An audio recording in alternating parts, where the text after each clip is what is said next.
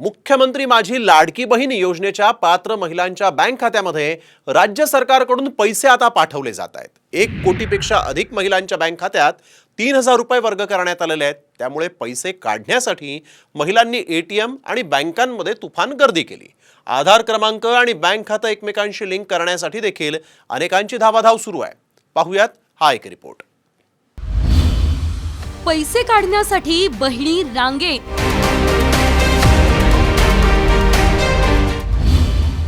KYC पूर्ण करण्यासाठीही धावाधाव,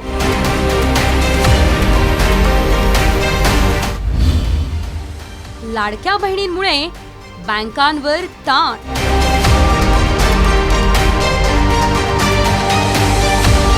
रक्षाबंधनाच्या पार्श्वभूमीवर लाडकी बहीण योजनेत महिलांच्या खात्यावर 2 हप्ते असे एकूण 3000 रुपये जमा झाले। स्वातंत्र्य दिनाच्या पूर्वसंध्येलाच पैसे जमा व्हायला सुरुवात झाली। त्यानंतर राज्यातील सर्वच बँका आणि पोस्टात महिलांची गर्दी वाढली। काही बहिणी पैसे काढण्यासाठी रांगेत उभ्या असल्याचं बघायला मिळालं, तर काहींची केवायसी पूर्ण करण्यासाठी धावाधाव सुरू आहे। आधीच बँकांमध्ये स्टाफ कमी, त्यात महिलांची संख्या जास्त, त्यामुळे लाडक्या बहिणींना तासनतास रांगेत उभं राहावं लागतंय। गर्दीला आवरणही बँक कर्मचाऱ्यांना अवघड होत असल्यानं बँकांनी आता थेट मुख्यमंत्र्यांनाच पत्र लिहिलंय। मुख्यमंत्र्यांनी यात लक्ष घालण्याची मागणी केली जाते। हा गोंधळ जो होतो हे अर्थातच प्रशासनाचे अपयश आहे। प्रशासनाने या गोष्टीचा विचार करायला पाहिजे। त्यामुळे मिसमॅनेजमेंटचं सरकार आहे, त्यामुळे मला ह्या सरकारकडून फारशा काही अपेक्षा नाहीये। स्वतःच्या स्वार्थासाठी एकत्र झालेलं हे सरकार आहे, तर त्यांच्याकडून तुम्ही काय दुसऱ्याच्या वेदना किंवा प्रश्न सोडायची अपेक्षा ठेवणार? झाल्या असतील त्या पुढे सुधारल्या जातील आणि अजूनही फॉर्म भरायचं काम सुरू आहे। अजूनही फॉर्म भरले जातील। आता जवळ 1,35,00,000 गेले, मला 1.5 कोटीवर सुद्धा ते एकूण जाईल। अजूनही ह्या महिन्यात असेल, पुढच्या महिन्यात असेल, पुढच्या महिन्यात पुढे सुद्धा त्यांना कायमस्वरूपी पैसे मिळणार आहेत। पैसे जमा होताच बँकांसमोर महिलांची अक्षरशः झुंबड उडाली।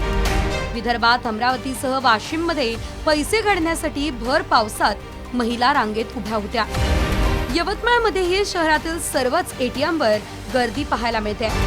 तिकडे जळगाव जिल्ह्यातील मुक्ताईनगरच्या बँकेसमोर लाडक्या बहिणींचा रात्रभर मुक्काम होता। केवायसी करायला आणि योजनेचे पैसे काढायला महिलांनी बँकांसमोर रात्र जागून काढली।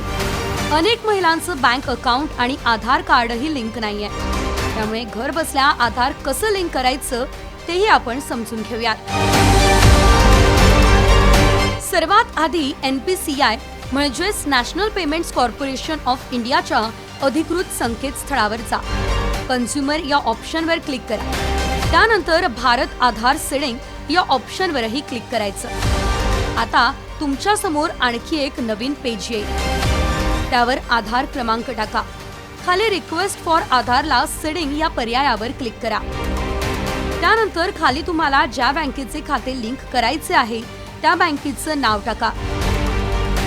खाली फ्रेश सीडिंगवर क्लिक करा। बँक निवडल्यानंतर आता तुम्हाला अकाउंट नंबरही टाकायचा आहे। अशा पद्धतीने तुम्ही घर बसल्या तुमचा आधार कार्ड बँक सोबत लिंक करू शकतात। सध्या गर्दीमुळे सर्वच बँकांवरती ताण वाढलाय। याचा परिणाम बँकांच्या दैनंदिन कामकाजावर होतोय। आता गर्दी नियंत्रणावर मुख्यमंत्री नेमका काय तोडगा काढतात हेच पाहायचंय। ब्युरो रिपोर्ट, साम टीव्ही न्यूज।